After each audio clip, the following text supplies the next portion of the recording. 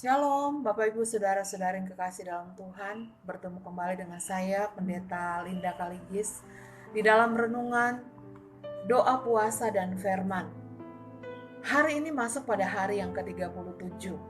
Kebenaran firman Tuhan terambil dari kitab Mazmur 25 ayat 14. Tuhan bergaul karib dengan orang yang takut akan Dia, dan perjanjiannya diberitahukannya kepada mereka. Tema renungan hari ini, bergaul karib dengan Tuhan. Bapak Ibu Saudara yang kekasih dalam Tuhan, kita melihat ada beberapa tokoh di dalam Alkitab. Contohnya Abraham, Lot, Nuh. Mereka itu bergaul karib dengan Tuhan. Bahkan sebelum Sodom dan Gomora dimusnahkan, Allah memberitahukan kepada Abraham bahwa orang-orang benar harus disingkirkan terlebih dahulu. Nah, Bapak Ibu Saudara yang kekasih dalam Tuhan, dengan siapa Anda bergaul akrab? Ketika kita bergaul dengan orang yang suka gosip, pasti kita akan menjadi orang yang suka gosip. Ketika kita bergaul dengan orang yang suka berdoa, pasti kita akan menjadi orang yang suka berdoa. Dan saudara, ketika kita bergaul dengan orang yang suka berkorban, pastinya kita akan menjadi orang yang suka berkorban. Ketika kita bergaul dengan orang yang suka melayani, pasti kita akan menjadi orang yang suka melayani. Bapak Ibu Saudara yang kekasih dalam Tuhan, kita akan melihat 3 hal bagaimana caranya menjalin keakraban dengan Tuhan. Yang pertama, memberi diri dipimpin oleh Roh Kudus. Ketika jemaat menaklukkan dirinya, baik itu keinginan dan kehendaknya kepada Roh Kudus, pasti jemaat itu akan memikirkan hal-hal yang dari Roh. Dan hasil dari persekutuannya dengan Tuhan adalah buah Roh, yaitu kasih, sukacita, damai sejahtera, kesabaran, kemurahan, kebaikan, kesetiaan, kelemah lembutan, dan penguasaan diri, seperti yang ditulis di dalam Galatia 5 ayat 22. Dan yang kedua, saudara, tinggal di dalam firman-Nya. Di dalam Mazmur 119 ayat 9, orang percaya yang kelakuannya bersih karena ia menjaganya sesuai dengan firman-Nya. Dia dapat mengerti maksud dan kehendak Tuhan melalui firman-Nya.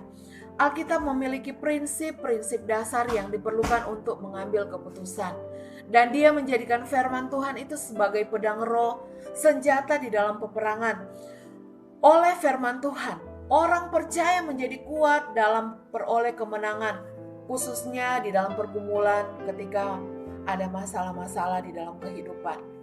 Perkataan, perbuatan, dan sikap kita harus selaras dengan perkataan dan karakter Tuhan. Dan yang ketiga, saudara, hidup di dalam doa. Orang percaya yang akrab dengan Tuhan adalah seorang yang hidup di dalam doa. Doa adalah ekspresi komunikasi dua arah yang membangun hubungan positif antara sorga dan bumi, dan tidak dibatasi oleh waktu dan tempat untuk mencapai maksud dan tujuan ilahi. Dan doa tidak dibatasi oleh ruang, waktu, bahasa, tata cara, dan lain-lain. Dan doa adalah sebuah ekspresi dalam berkomunikasi dengan Tuhan. Orang percaya dapat berdoa sambil duduk, di kamar, ada di kantor, bahkan di halaman rumah. Nah, saudara, di dalam doa kita tidak selalu harus meminta.